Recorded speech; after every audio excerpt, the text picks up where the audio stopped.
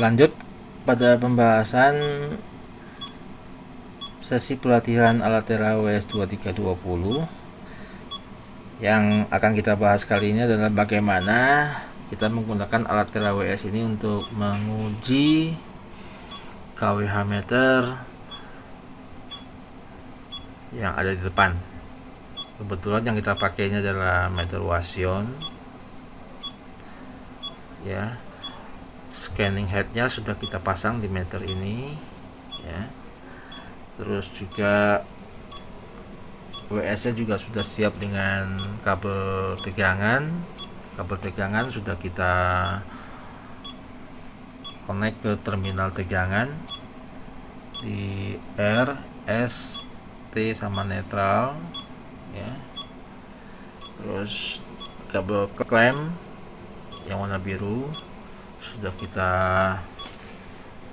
jepit di tiap fasanya, ya, tiap fasanya. Dan untuk klem ini tolong diperhatikan jangan sampai salah arah. Kalau kita lihat di klem ada tanda panah, nah ini tanda panah ke bawah. Jadi kalau untuk pemasangan ke meter, kalau kabel arus inputnya yang kita pakai, panahnya itu ke atas, ya. Jadi ke atas, jadi jangan sampai salah arah, ya. Saya tunjukin, misalnya kalau klemnya salah arah nih, saya balik polaritasnya ke bawah nih, ke bawah. Nanti otomatis di WS nya mencatat arusnya sih nggak ada tandanya, tapi di P nya, jadi di fasa R nya di minus 399. Dan juga kita bisa lihat di Kospi nya pun juga minus 0,87 karena ada salah arah. Walaupun sebenarnya kita masih bisa melihat di kita lihat di F1, di sini ada fasor. Nah, fasornya pun juga fasa R-nya arusnya juga nggak berhimpit di tegangan, tapi malah balik 180 derajat. Jadi di fasor lebih kelihatan, tapi memudahkan kita lihatnya tadi di main screen, ya. Itu karena ada satu fasa yang arusnya terbalik. Kita balikkan lagi ke semula. Nah, oke. Nah, untuk pengujian error saya menggunakan arus 2 ampere, ya, masing-masing fasa 2 ampere. Saya menggunakan PTE 2300 ini untuk mengenerate arusnya. Mungkin saya coba naikkan ke 5 ampere. Saya naikkan 5 ampere. Oke, saya otomatis nanti arusnya juga ikut naik 5 ampere seperti itu. Oke.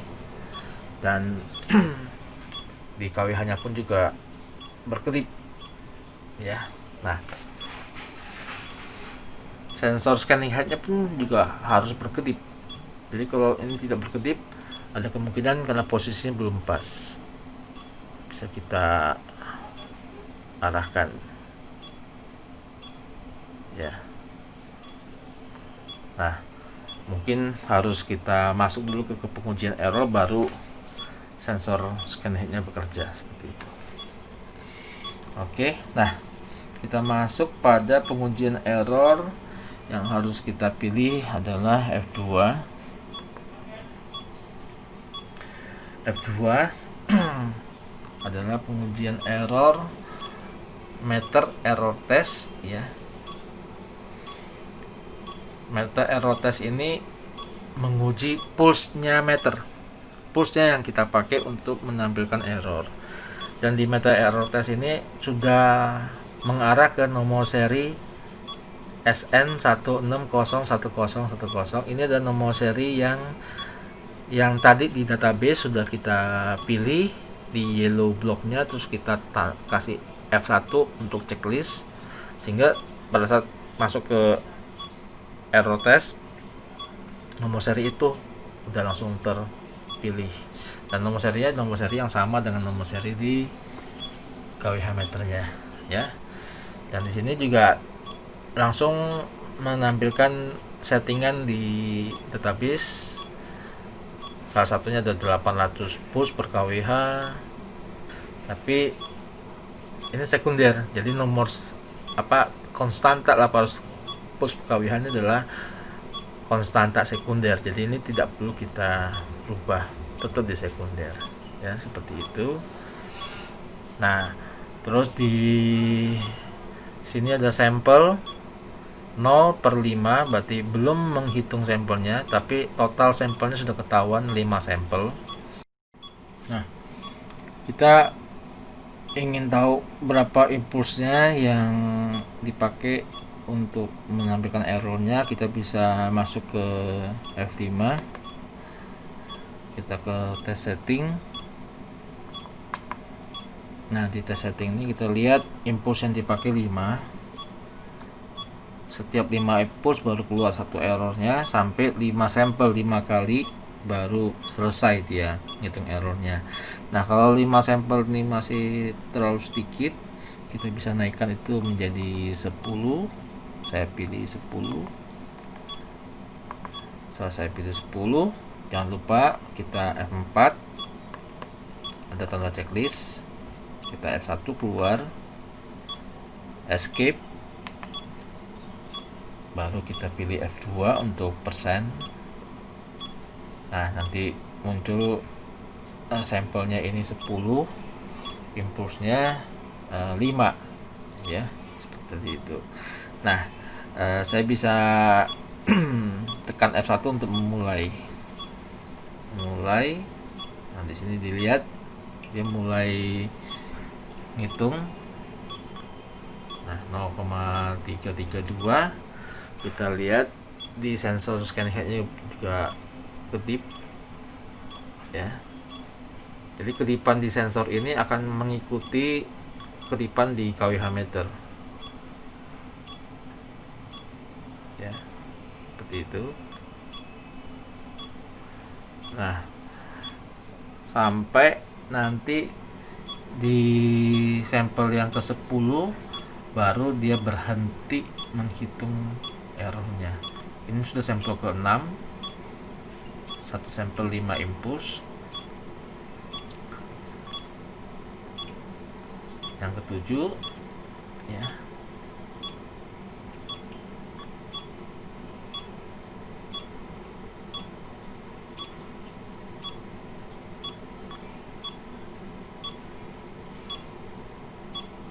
Nah, terakhir ini kita lihat. Nah ini di pembahasan sebelumnya kan ada namanya test result detail, terus kita on kan artinya setiap sampel muncul errornya sampai 10 sampel, dan error yang paling atas, yang paling besar ini adalah error rata-rata dari 10 sampel ini. Jadi kita bisa melihat detailnya. Tapi kalau tadi detailnya kita off kan, ini nggak muncul. Hanya muncul di atasnya saja. Nah, setelah muncul test resultnya, jangan lupa kita save. Kalau kita nggak save, nanti dia masuk ke nggak tersimpan gitu loh. Jadi kita F4, kita save. Nah, setelah kita save baru kita keluar dari ini. Terus kalau kita mau baca, kita bisa masuk ke database.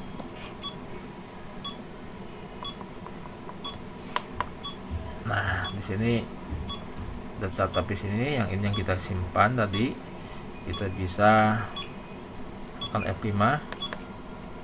Nah, ini 0,34%. Ini yang kita baca hari ini, tanggal 4 Juni jam 10.42 barusan. Seperti itu. Dan data ini nanti bisa kita transfer ke PC ya. Semua data yang ada di Altera ini bisa kita transfer ke PC.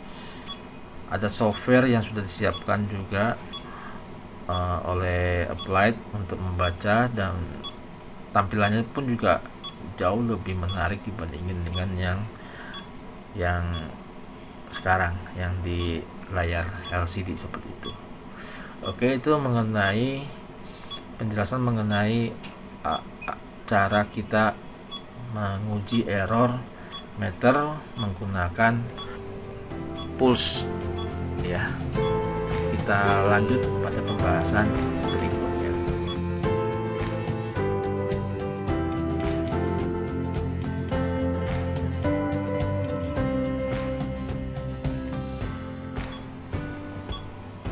Untuk pengujian error meter ya menggunakan sensor scanning head, tapi bukan berdasarkan impuls tapi berdasarkan time. Nah, sekarang kita mau coba bagaimana caranya kita melakukan pengujian berdasarkan time. Caranya adalah pastikan di test setting kita pilih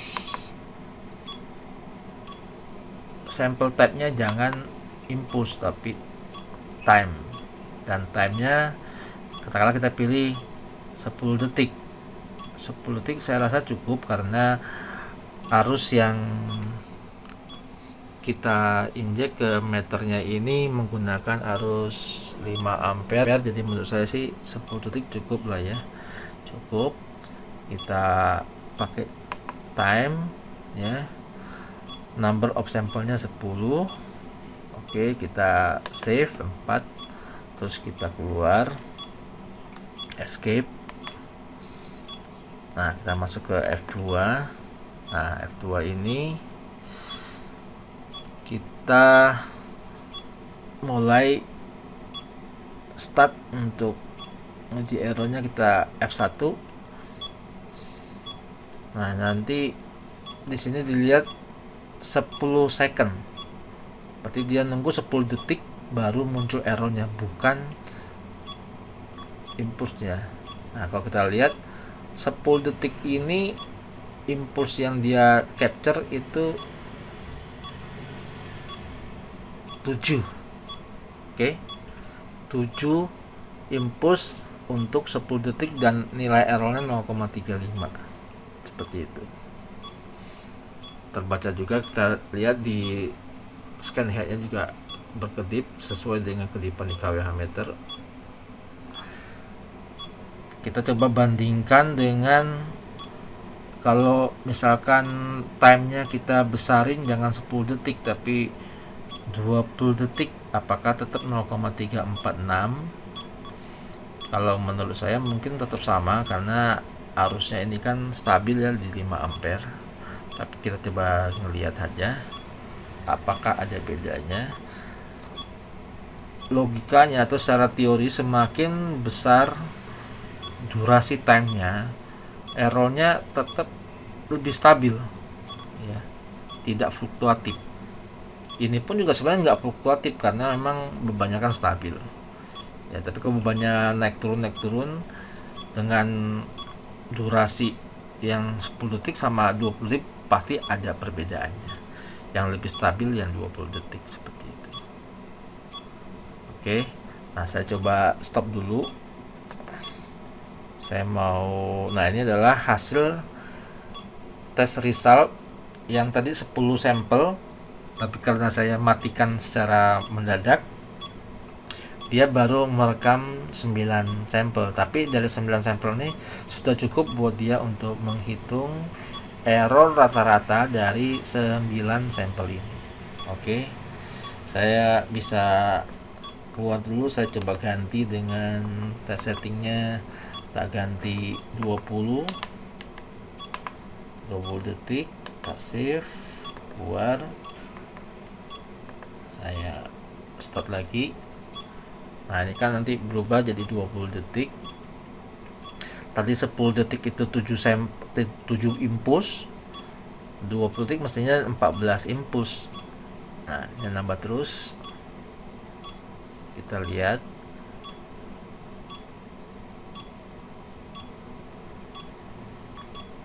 Nah 0,342, jadi hampir sama dengan yang 10 detik, karena beban yang kita pakai itu beban stabil, beban simulasi.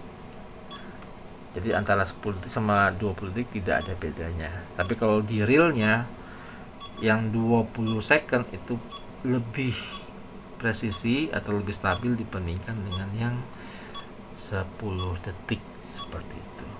Oke, ini penjelasan mengenai method error test menggunakan model time.